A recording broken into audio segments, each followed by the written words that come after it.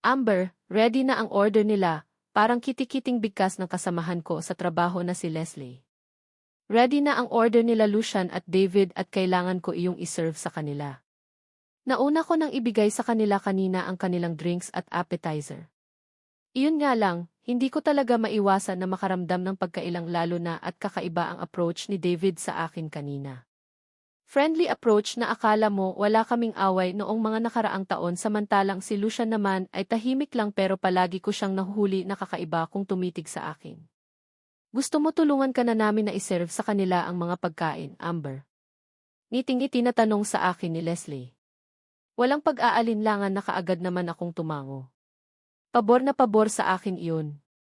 Kung gusto nila sila na din ang mag-serve eh. Tutal naman, sobrang naiilang na din talaga ako sa tuwing nakakaharap ko si Lucian. Talaga? As in ayos lang sa iyo. Nakangiting tanong ni Annie. Kitang-kita ko ang kislap ng tuwa sa mga mata niya. Kung gusto niyo kayo na lang ang mag-serve sa kanila, tapos ako na lang ulit ang mag-take ng order sa customers na kakarating lang, nakangiti kong sambit. Sumakto kasi na may bagong pasok na customers eh. Tamang-tama wala pang nag-a-assist sa kanila dahil ang dalawa naming kasamahan ay nakabreak pa. Teka, pabor sa amin yan. Annie, let's go. Tayong dalawaan mag-serve sa dalawang pogi na iyan. Tag-isahan natin, halata ang kilig sa boses ni Leslie habang sinasabi ang katagang iyon kaya hinayaan ko na.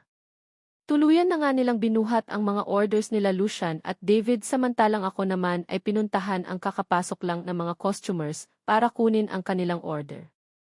Iyon nga lang, habang nasa kalagitnaan ako ng pakikipag-usap ko sa dalawang customers na kakarating lang, bigla naman akong nilapitan ni Annie. Nakasimangot ito at halatang masama ang loob. Tinapos ko munang kunin ang mga orders ng customers bago ko siya hinarap. Ano ba iyan? Bakit ganyan ang hitsura mo? Bakit para kang nalugi dyan? Seryosong tanong ko sa kanya. Hindi na ako nakapalagpa nang bigla niya na lang akong hilahin patungo sa counter, kung saan nadatnan namin si Leslie na todo simangot din ang mga orders na supposed to be ay naihatid na nila kay Lucian ay napansin kong nasa tray pa rin. Hindi pa nila na-serve. Ikaw ang gusto nilang mag-serve ng mga iyan. Bakit hindi mo naman sinabi sa amin na masungit pala ang mga iyan?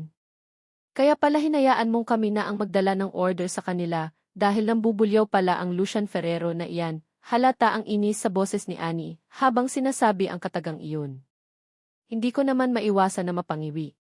Akmang sasagot pa sana ako sa sinabi niya nang pareho naming narinig ang galit na boses ni Lucian. Hinahanap na nito ang kanyang orders. Bakit daw ang tagal i-serve? Tingnan mo. Ang sama ng ugali. Kanina, isinerve na namin ang orders niya ayaw tangapin tapos sisigaw-sigaw siya dyan. Heist, kung gaano kagwapo ng mukha siyang kapangit naman ng ugali, naiinis na sambit ni Annie. Hindi ko na lang pinansin ang sinabi niya bagkos iniabot ko na lang sa kanya ang orders ng bagong customers. Fine, ako na ang bahala. Ikaw na ang mag-punch nito sa isihi at ako na ang bahalang mag-serve sa mga orders nila, seryoso kong sambit. Kaagad namang tumango si Annie sabay kuha niya sa iniabot kong maliit na buklet. Good luck! Mukhang masama ng ugali ng Mr. Ferrero na iyan, seryoso nitong bigkas. Hindi ko na siya pinansin pabagkos dinampot ko na ang tray na naglalaman ng mga pagkain na in-order nila David at Lucian para iserve na sa kanila. Your order, sir, formal kong sambit pagkalapit ko sa table nila. Hindi nakaligtas sa paningin ko ang matiim na pagkakatitig sa akin ni Lucian. Hindi ko na sana papansinin pa kaya lang nagulat na lang ako nang bigla siyang tumayo at tinulungan niya akong i-transfer ang mga pagkain na nasa tray patungo sa may mesa. Where is your manager? I want to talk to him or her, seryoso niyang tanong sa akin. Hindi ko naman maiwasan na makaramdam ng kaba. Pasimple pa nga akong napalunok ng aking laway at wala sa sariling napatingin kay David. Bakit pa uncle? Nandito na si Amber. No big deal. Pwede mo siyang kausapin kung gusto mo. Huwag mo na kasing idaan sa sindak ang lahat para hindi lumayo ang loob niya sa iyo, narinig kong sambit ni David. Hindi ko naman maiwasan magtaka. Hindi ko kasi alam kung ano ang ipinapahiwatig niya eh. Parang may laman ang mga katagang binitiwan niya, kaya lang hindi kayang arukin ng utak ko. Hey, can you please call your manager now? Seryosong bigkas ni Lucian nang biglang napadaan si Leslie sa harapan namin. Hindi pa nga nakaligtas sa paningin ko ang biglang pamumutla ng mukha ni Leslie. Nasindak yata siya sa taas ng boses ni Lucian. Pambihirang Lucian na ito. Ano ba talaga ang gusto niya? Bakit siya gumagawa ng eksena ngayon? Ganito ba talaga siya kahirap pagsilbihan? I mean, palagi kaming kumakain sa mga restaurant noong kami pa pero hindi naman ganito kasama ang pakikitungo niya sa mga waiter at waitress na nagsiserve sa amin. Bakit ngayon ang arte-arte niya na? Okay sir, noted, sagot naman kaagad ni Leslie. Halata sa boses nito ang panginginig. Mukhang natakot nga talaga siguro siya kay Lucian. Sa bagay, kapag may call the manager pa naman na issue, tiyak kaming customers complain ito kaya lagot kami nito. Sir, ano po ang problema? Kukulang po ba ang naibigay namin ng order sa inyo? Kinakabahan ko ding tanong. Kay David ako nakatingin at hindi kay Lucian kaya naman si David sumagot. Pretty Amber, walang problema sa akin. Si Uncle Lucian na lang ang tanungin mo kung ano ang problema niya. Hindi ko alam kung bakit ang init na ulo niya, nakangiting wika ni David. Pagkatapos noon, parang wala lang na nag-umpisa na siyang kumain. Samantalang alanganin naman akong ibinaling ang tingin ko kay Lucian. If choice kundi siya naman ang tatanungin ko. Sir, kung may problema man po sana huwag niyo po akong i-complain sa manager namin. 2 buwan pa lang po ako dito, mahinahon kong sambit. Napansin ko naman ang kaagad na pagtaas ng kabilang sulok ng labi niya dahil sa sinabi ko. Umalis ka 2 years ago para mag-aral. Ngayong nakapagtapos ka na, hindi ko akalain na mas gugustuhin mo pa pala ang pumasok sa isang restaurant imbes na mag-apply ng trabaho sa kumpanya ko. Seryoso niyang bigkas. I am sorry, Mr. Ferrero. Kahit na nakapagtapos na ako, choice ko po ang huwag mag-apply sa kumpanya niyo. Masaya po ako sa trabaho ko ngayon, seryoso kong bigkas. Hindi ko alam kung ano ang nakain nitong si Lucian at kung bakit feeling ko nag-uumpisa na naman siya sa dati niyang gawain. Feeling ko gusto na naman niyang pakialaman ang buhay ko. Mr. Ferrero. Wow, very formal. You can call me Lucian instead of Mr. Ferrero. Tutal naman may pinagsamahan din naman tayo dati, diba? Seryoso niyang bigkas. Ano po ba ang pinagsasabi niyo? Hindi ko po kayo maindihan. Kung hindi po kayo satisfied sa service ko, sige na nga. Kalayaan niyo pong ireklamo ako sa manager ko. Maghananap na lang siguro ako ng ibang trabaho or di kaya, babalik na lang ako sa dating bar na pinapasukan ko bago pa tayo nagkakilala, seryoso kong sambit. Pagkakapos noon, walang sabi-sabing basta na lang akong umalis sa harapan nila. Ang pangit ka bonding ni Lucian. Napakasama pa rin ang ugali niya. Pakialamero pa rin. Naglakad ako diretso ng banyo. Gusto kong i-relax ang sarili ko. Hindi ko na din siguro kailangan pang magtrabaho lalo na at feeling ko tangal na ako eh.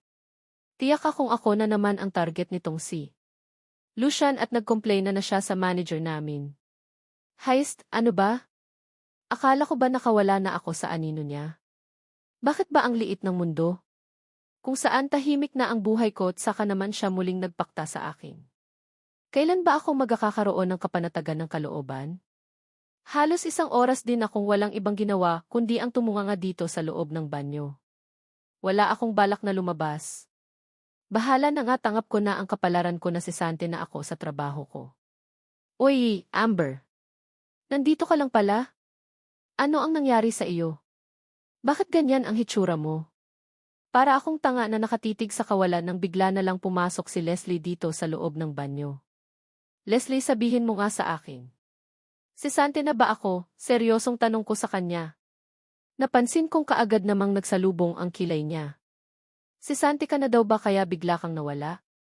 Bakit? Kinumplain ka ba ng Mr. Ferrero na iyon? Shit, masama nga pala talaga ang ugali niya. Hindi ko na siya crush.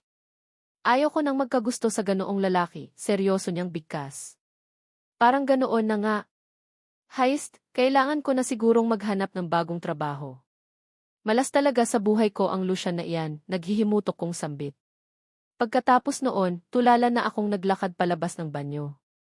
Yun nga lang, pagkakalabas ko ng banyo, sakto naman na nakasalubong ko ang manager namin na si Mr. Alvarado. Napansin ko pa ang pagkagulat sa mukha nito nang makita niya ako.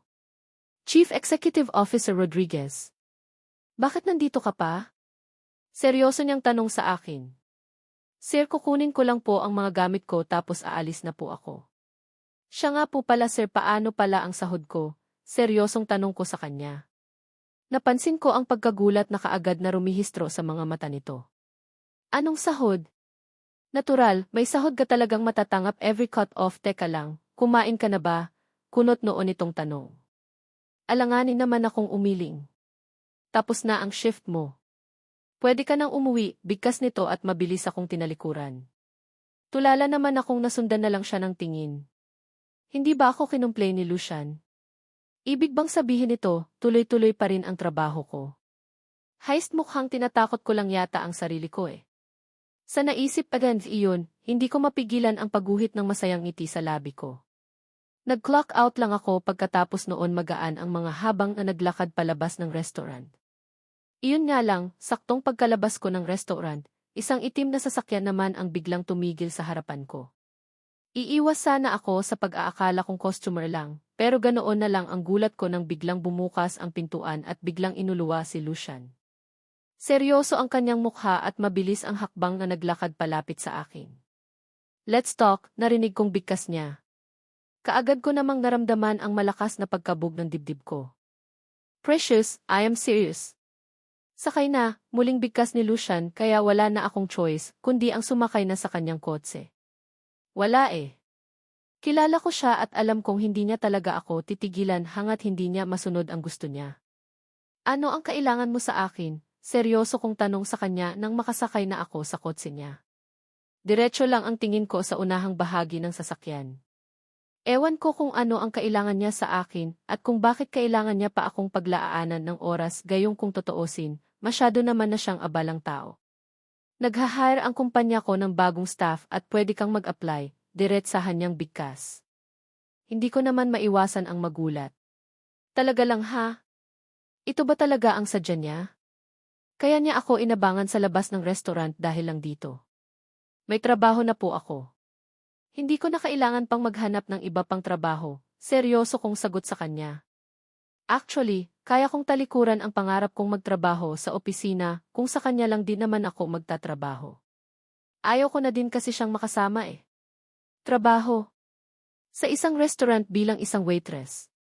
Hindi ka ba nanghihinayang sa pinag-aralan mo? Seryosong tanong niya sa akin. Hindi naman ako nakaimik.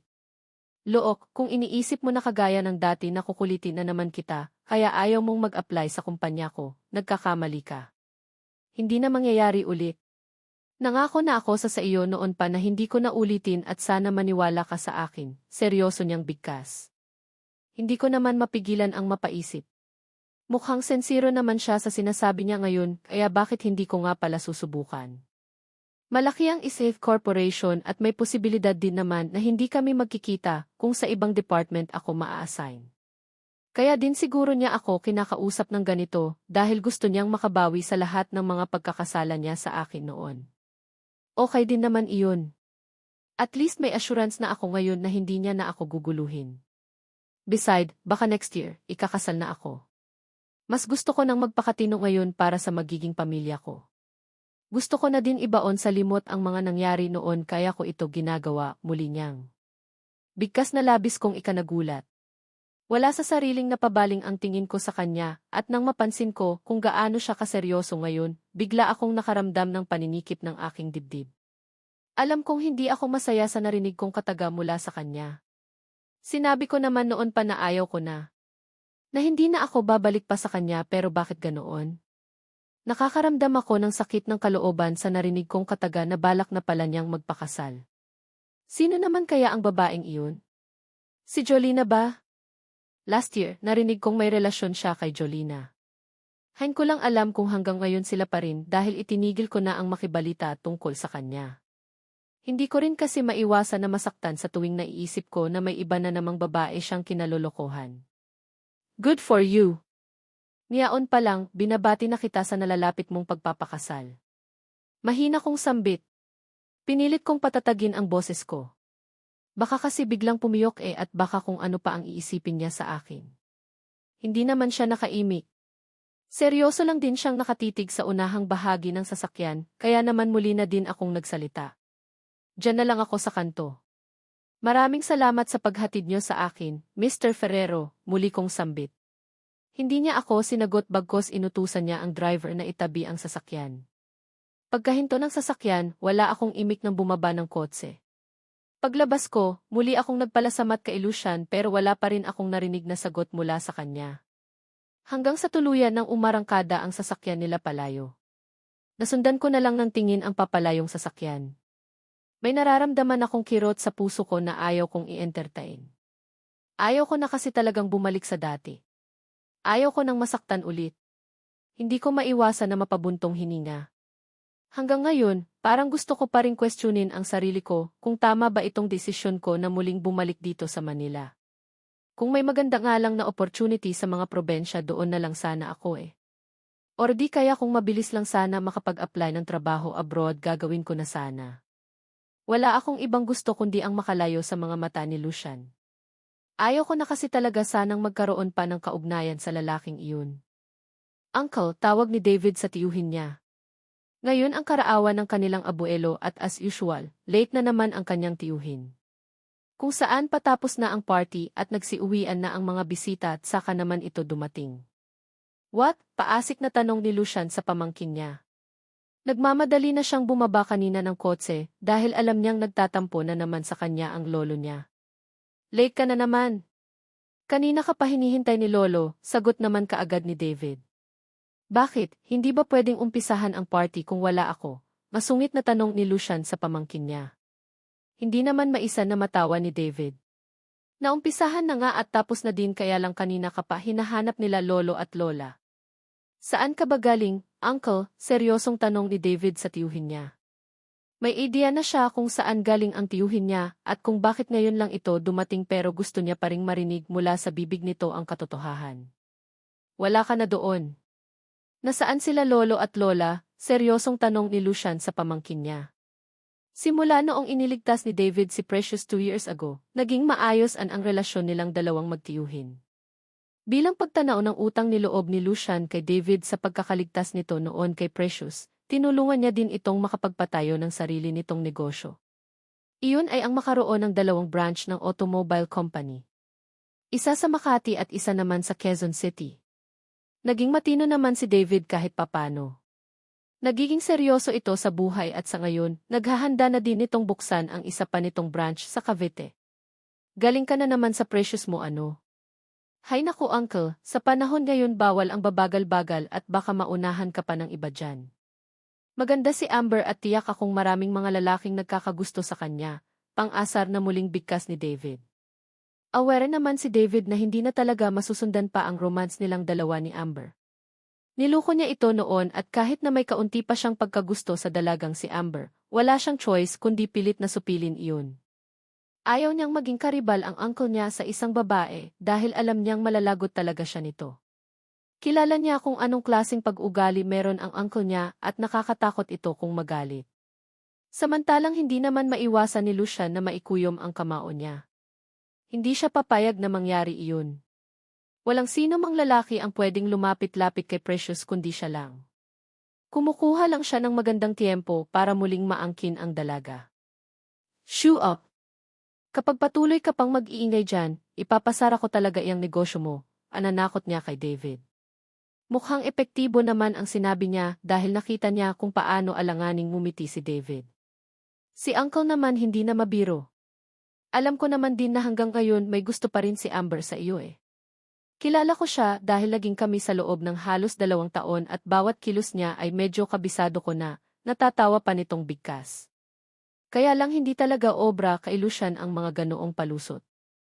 Aware siya kung anong relasyon meron sila David at Precious at hangat maaari ayaw niya na din sanang umeksena ang pamangkin niya at ayaw niya ding mapag-usapan ang tungkol dito. Talk to you later. Pupuntahan ko muna sila lolo at lola, seryoso niyang wika sa pamangkin niya bago siya naglakad papasok ng mansion. Alam niyang sobrang late na niya sa party na ito. Inabangan niya pa kasi si Precious sa restaurant. Gusto niya sana itong yayain na uma-attend sa birthday party ng kanyang abuelo, kasi ilang beses na nitong hinahanap si Precious, kaya lang nag-aalangan naman siya. Ayaw niya kasing mag-isip ito ng kung ano paman. Diretso na si Lucian sa kwarto ng kanyang lolo at lola. Naabutan niya ang mga ito na nagpapahinga na sa kwarto at nang makita siya ng kanyang lolo, bigla itong napasimangot. Dumating ka pa? Lucian, ano ba ang nangyayari sa iyo? Bakit ngayon ka lang, seryosong kaagad na tanong nito? Lo, I am sorry. May pinuntahan lang ako kaya ngayon lang ako nakarating. Pero promise po, babawi ako sa mga susunod na okasyon, seryosong sambit niya sa lolo niya. Lucian, hindi na ako bumabata pa. Ilang taon na lang ang bibilangin at mawawala na ako sa mundo. Ilang taon ka na ba? Lagpas kalendaryo na iyang edad mo at wala ka pa bang balak na mag-asawa, seryosong tanong naman ito. Lolo naman. Balik na naman po ba tayo sa topic na iyan? Pilit ang ngiting tanong ni Lucian sa abuelo niya. At bakit hindi? Alam na alam mong matagal na namin itong hinihiling sa iyo ng lola mo. Kailan mo ba kami mabibigyan ng apo? Seryosong tanong nito. Lo, sa tamang panahon po.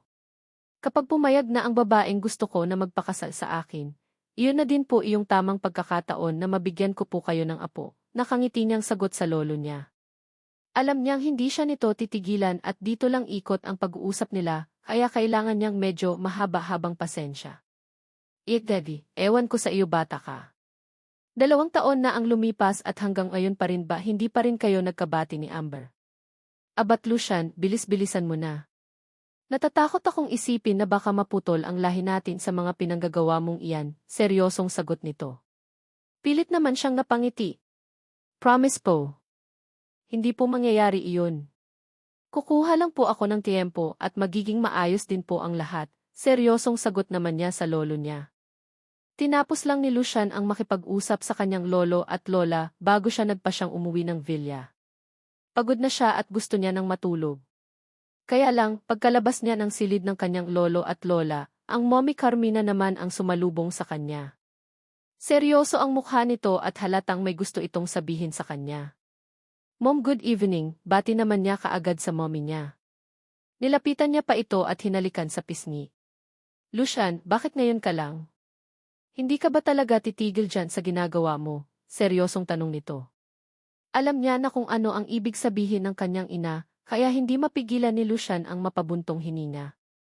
Hindi po ako mag-aasawa kung hindi din lang si Precious ang papakasalan ko, seryoso niyang sambit. But, Lucian, naririnig mo ba iyang sinasabi mo? Paano kung ayaw nang bumalik ang babaeng iyon sa iyo?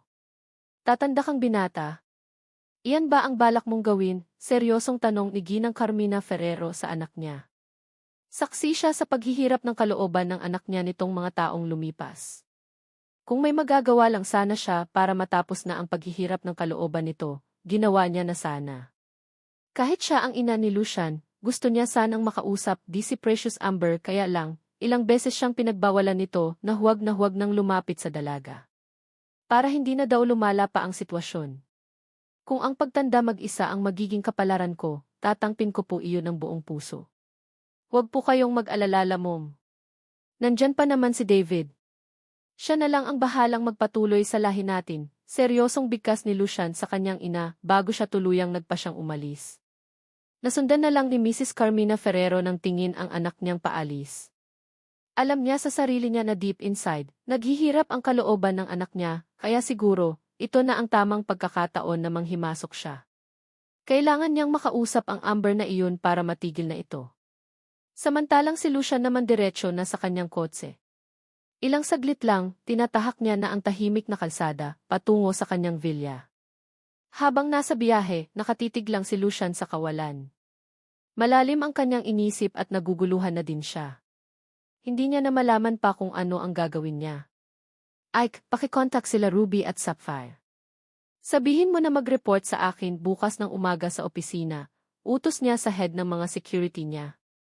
Nasa unahang bahagi ito ng sasakyan nakaupo. Katabi ng driver. Yes sir, sagot naman kaad ni Ike sa boss niya. Hindi naman natagal, nakarating na din naman kaagad sila sa villa. Diretso si Lucian sa wine bar at kumuha ng isang bote ng mamahaling alak. Nagsalin lang siya sa baso at inisang lagok iyon. Pagkatapos nagsalin ulit siya ng isa pa bago siya tuluyang umalis sa wine bar bit-bit ang basong mailamang alak. Diretso siya sa rooftop ng kanyang villa. Naging paborito niyang tambayan ang nasabing rooftop simula 2 years ago. Nakakaramdam kasi siya ng kaginhawaan ng kalooban habang nakatitig siya sa kawalan. Pagdating ng rooftop, inisang lagok niya lang ang laman ng baso niya bago siya nagsindi ng sigarilyo. Tumitig sa kawalan bago malakas na napabuntong hininga. Precious, kailan mo ba ako mapapatawad? Kailan ka ba ulit maging akin? Ano ba ang mga dapat kong gawin para mapatawad mo ako? Chief Executive Officer you, Vive Precious. I really Chief Executive Officer you so much, mahina niyang bulong sa hangin.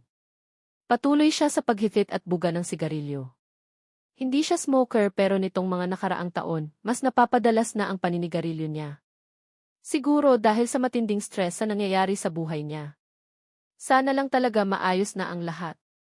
Hirap na ang kalooban niya. Sana, muling bumalik si Precious sa buhay niya.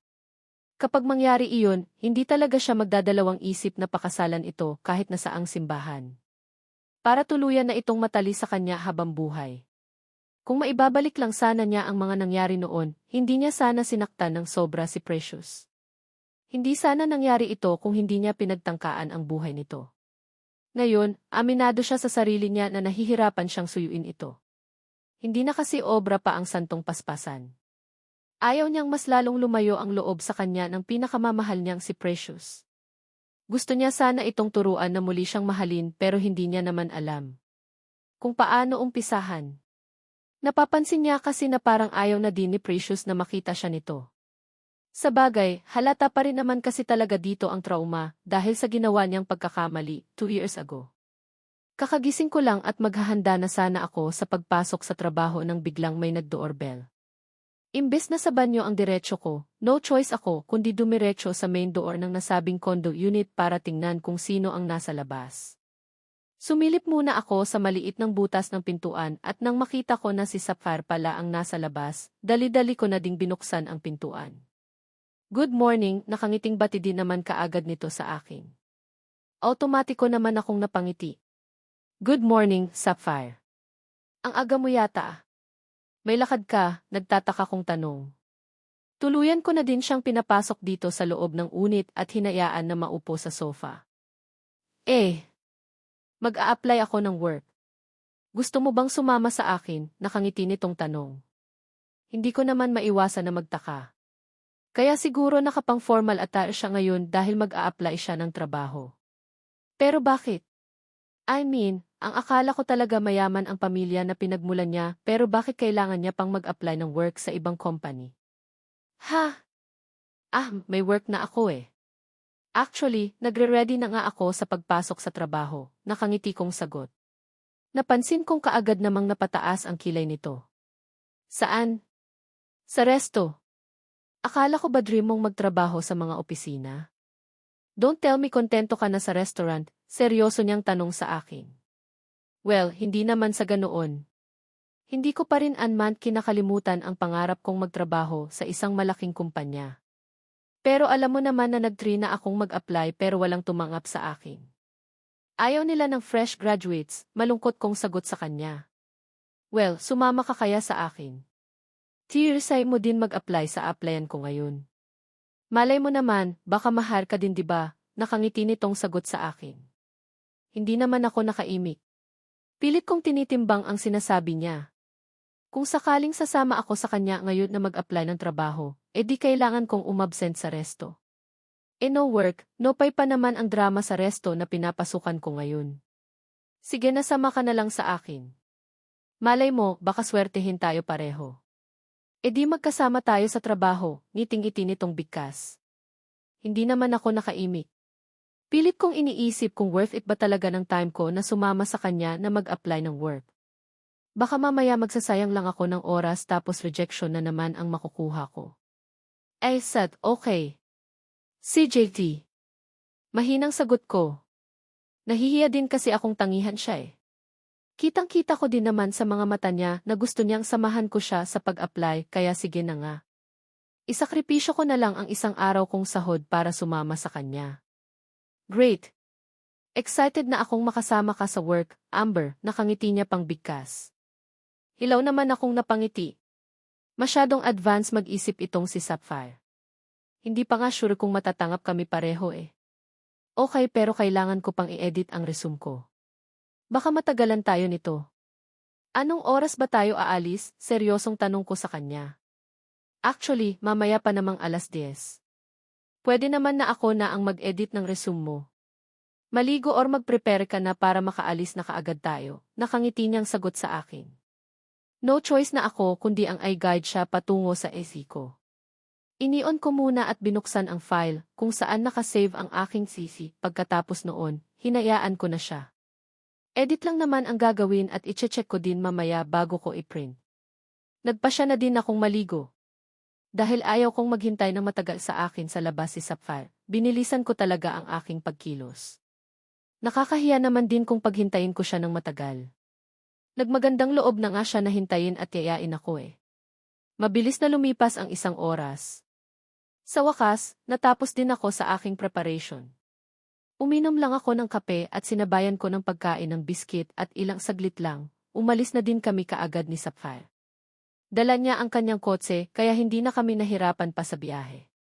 Iyon nga lang, pagka-park niya ng kotse niya sa mismong parking area ng isang mataas ng building na applyan daw namin, hindi ko mapigilan ang magtaka. Familiar kasi sa akin ang lugar eh. Ito iyong kumpanya na iniiwasan kong applyan kahit na alam kong nag-hire sila ng mga bagong empleyado. Ang ICES Corporation Inc. Ang pangarap kong kumpanya na mapasukan noon pa. Malaki magpasweldo tapos ang ganda pa mga benefits nila, nakangiting wika ni Sapphire sa akin. Kaagad namang namilog ang mga mata ko sa gulat. Shit, dapat pala nagtanong ako sa kanya kanina eh. Kung alam ko lang na dito pala sa Tate Corporation ang punta namin, kinapalan ko na sana ang mukha ko at tinangihan itong si Sapphire na samahan siya sa pag-a-apply. Maiintindihan niya naman siguro ako eh. Sa ni ba? I mean, ayos na ako Sapphire. Ikaw na lang siguro ang mag-apply. Uwi na lang ako, mahina kong sambit. Napansin kong gulat namang napabaling ang tingin niya sa akin. Bakit? I mean, ano ka ba Amber, nandito na tayo oh. Shy mo na din mag-apply. Kung hindi man tayo papalarin di hanap ng iba, nakangiti ni Engwika sa akin. Pagkatapos noon, mabilis na siyang bumaba ng kotse bit-bit ang envelope ng naglalaman ng aming si. No choice na ako kundi ang sumunod sa kanya. Wala nandito na rin lang ako kaya walang choice kundi ang sumunod sa agos ng buhay. Amber, ikaw ba iyan? Nako, sure ako, hire ka na niyan, habang nasa waiting area kaming dalawa ni Sapphire, kasama ng iba pang mga aplikante, hindi ko mapigilan ang magulat nang bigla akong lapitan ni Risa. Ngiting-ngiti ito na halatang tuwang-tuwa na makita ako na kasama sa iba pang mga aplikante na matyagang naghihintay sa pila for interview. Risa, hi. Nandito ka din, nakangiti kong sagot.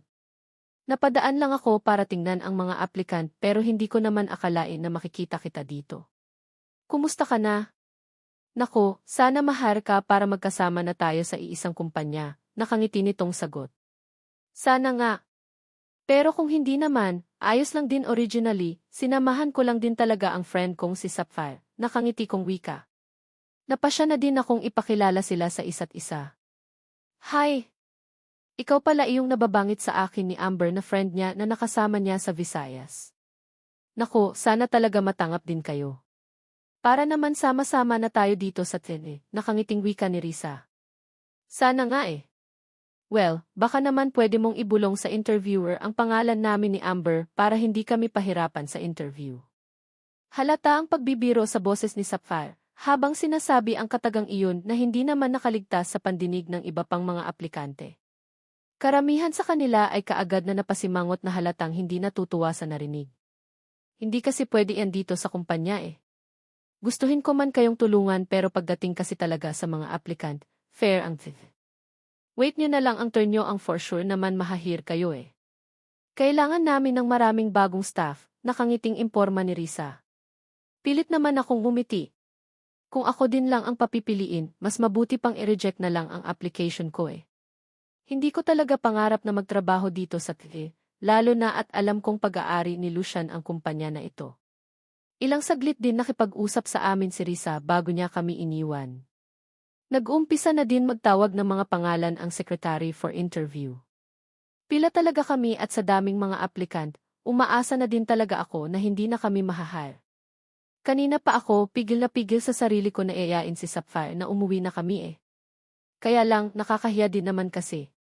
Baka kung ano ang isipin niya sa akin. Precious Amber Rodriguez, wala sa sariling napatayo ako nang marinig ko ang pagtawag sa pangalan ko. Turn ko na for interview at hindi ko maiwasan na makaramdam ng kaba. Good luck, Amber. Sana mahar ka, nakangiting wika ni Sapphire sa akin. Hindi ko naman malaman ang magiging reaksyon ko. Kinakabahan na excited ako sa hindi ko malaman na dahilan. This is it. Nandito na din lang ako, bakit hindi ko na lang seryosohin ang pag-a-apply kong ito? Gusto ko din naman patunayan sa sarili ko na may mararating ako eh. Kung mahara ako sa TSES, ibig sabihin, qualified ako. Sadyang maaarte. Lang talaga ang mga naunang kumpanya kung in-applyan kaya ayaw nilang i-hire ang isang fresh graduate na kagaya ko. This way, Chief Executive Officer Amber Rodriguez. Nakangiting wika sa akin ang babaeng naka-assign na magtawag ng mga pangalan. Napasulyap pa ako sa name badge niya at doon ko nabasa ang pangalan niya. Siya si Jessica Tamayo. Unang pinto sa kanan, pumasok ka, nakangiti nitong sambit pagkatapos niyang iabot sa akin ang resume ko. Thank you, kinakabahan kong bigkas.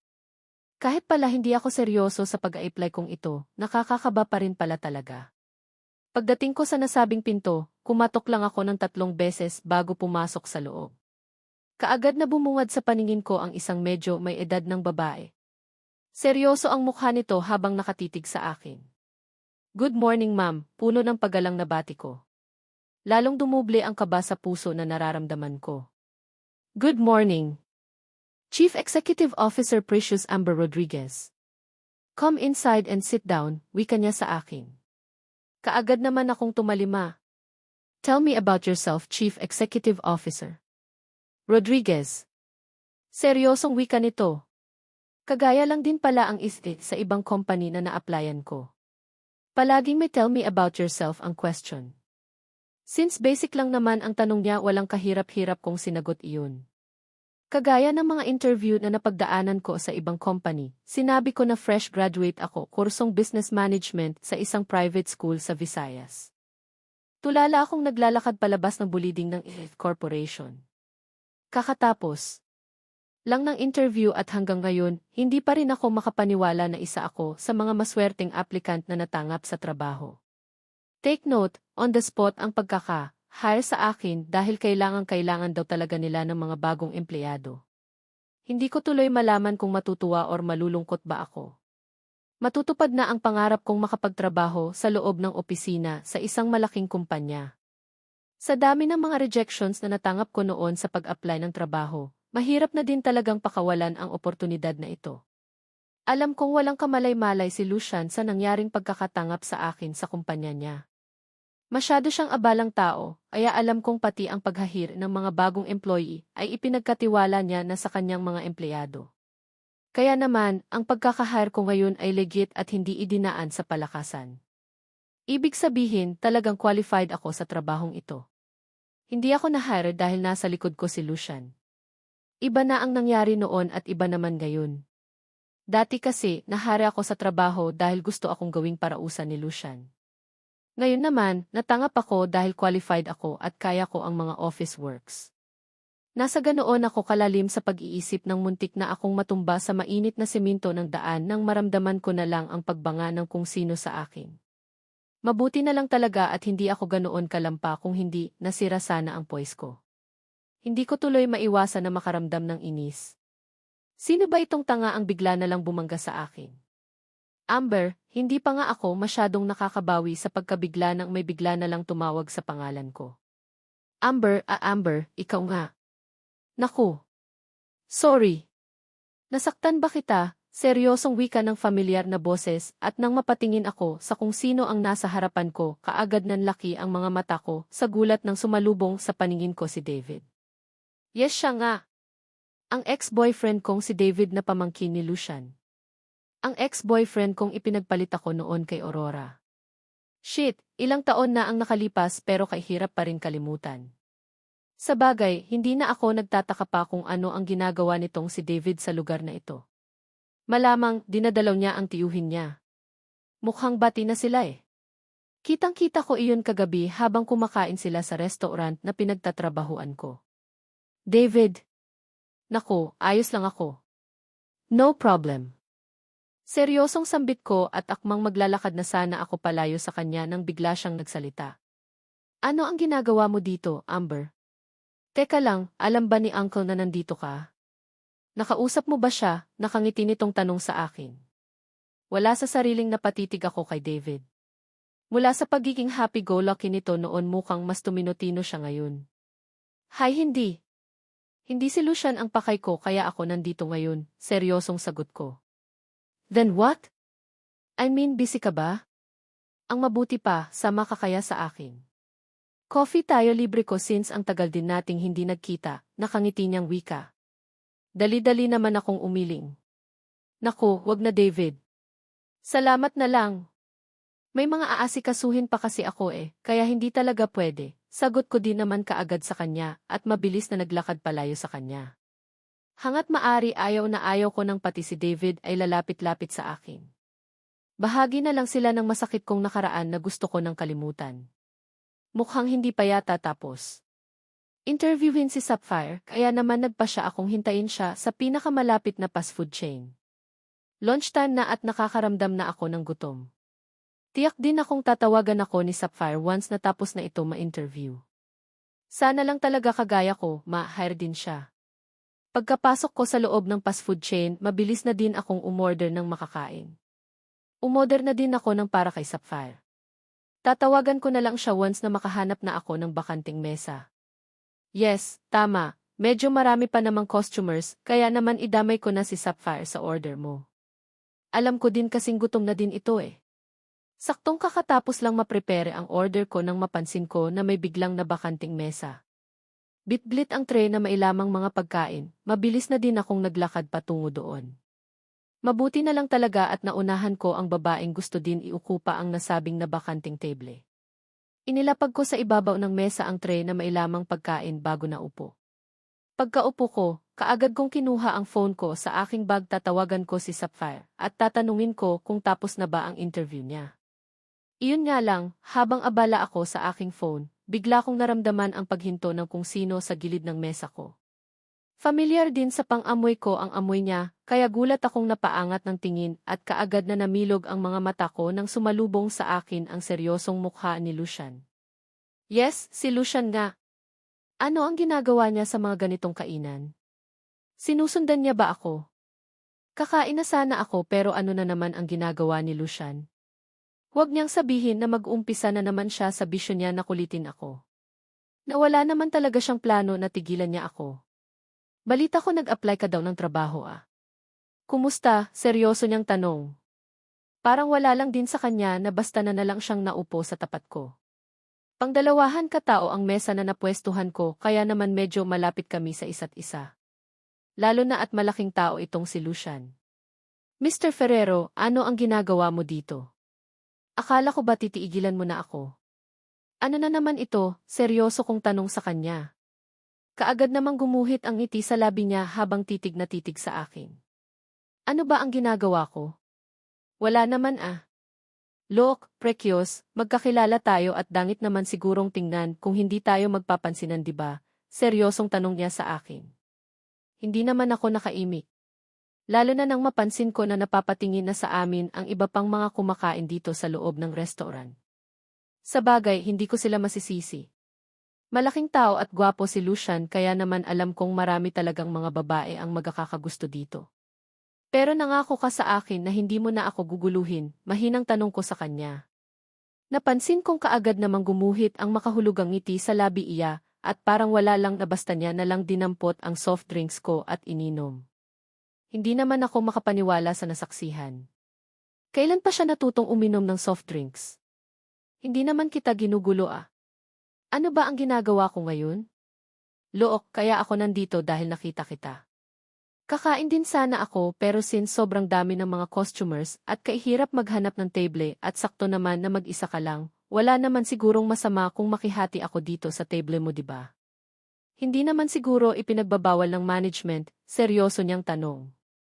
Alanganin naman akong napatitig sa kanya. Sino naman ang pinagluluko niya? Kailan pa siya natutong kumain sa mga fast food restaurant? Dito ka kakain? Are you sure? Walang steak dito. Puro din mga fried ang mga pagkain nila. Fast food chain ito at hindi ganoon ka-healthy ang foods nila dito. Seryoso kong sambit. Don't care. Maraming nagsasabi na masarap daw ang bawal kaya pwede ko din sigurong subukan. Nakangiti niyang bigkas at kaagad ng laki ang mga mata ko sa gulat ng bigla niya na lang dinampot ang fried chicken ko at walang pag-aalinlangan na isinubo niya iyon sa kanyang bibig. Lucian, ano ang ginagawa mo? Fried chicken ko iyan nakasimangot kong wika. Ano ang ginagawa ng nasa supot na iyan? Gutom na ako at sa haba ng pila baka mahimatay na ako sa gutom bago maka-order. Share na lang tayo, baliwala niyang bigkas. Lalo naman akong napasimangot. Kailan pa siya naging patay gutom? Kailan pa siya natutong mang-agaw ng pagkain? Heist? Masarap pala dito. Kumain ka na bago ko pa maubos itong akin, nakangiti niyang muling bigkas.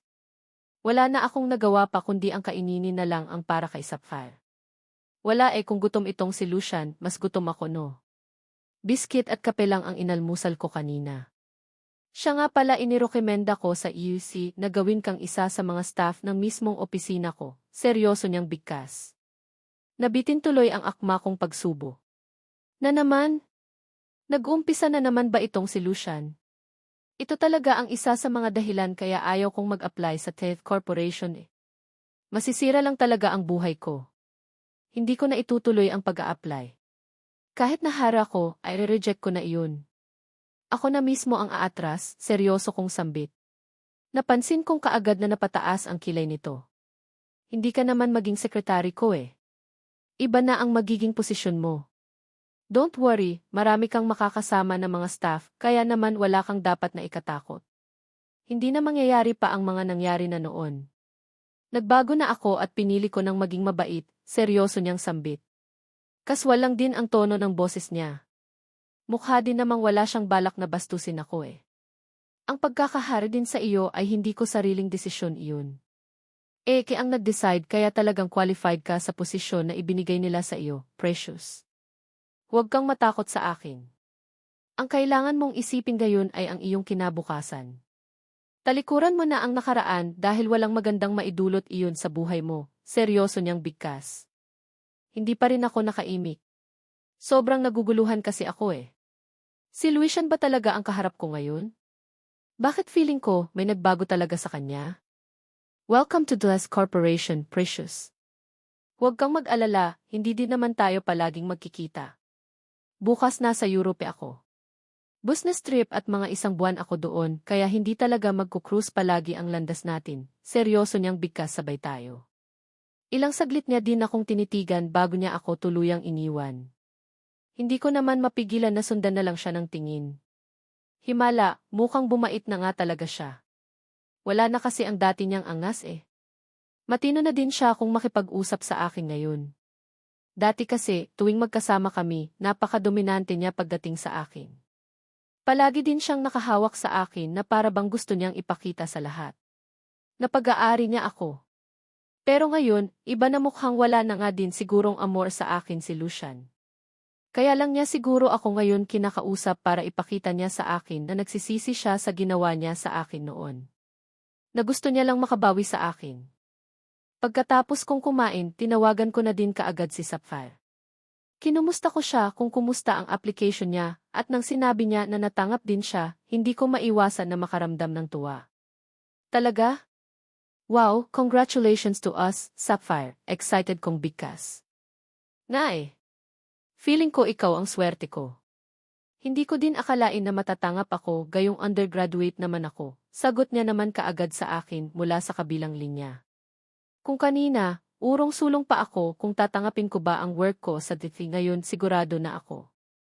Magre-resign na ako sa restaurant na pinapasukan ko at lilipat na ako sa DITI. Nasaan ka nga pala ngayon? Teka lang, may time pa tayo. Gusto kong mag-shopping nga mga damit na gagamitin natin pagpasok sa DITI. Excited na wika ni Sapphire. Lalong lumapad ang ngiti sa labi ko.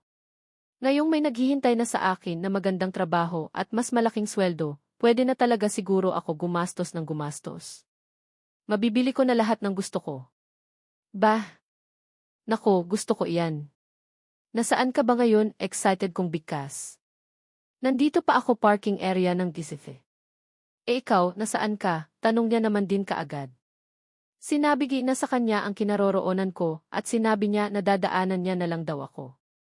Pumayag na din ako kaysa naman maglakad ako pabalik sa TV ang init pa naman. Naging maayos naman ang sumunod sa sandali. Diretso na kami ni Sapphire sa mall para mag-shopping. Binili ko na lahat ng mga kailangan ko. Mula sa bag, sapatos, mga formal na kasuotan at kung ano-ano pa. Hindi na ako ngayon nang hihinayang na gumastos, total naman may maganda na akong trabaho. Halos suyurin namin ni Sapphire ang buong mall. Kung hindi pa siguro magsasara ang mall, hindi pa kami lalabas eh. Pareho kaming excited. Kinabukasan, maaga akong pumasok sa restaurant para formal na magpasa ng resignation letter. Nakakahiya man sa management at mga kasamahan ko sa trabaho pero kailangan ko itong gawin. Nakapag-isip na din ako. Hindi ko din pala kayang baliwalain ang magandang opportunity na dumating sa buhay ko.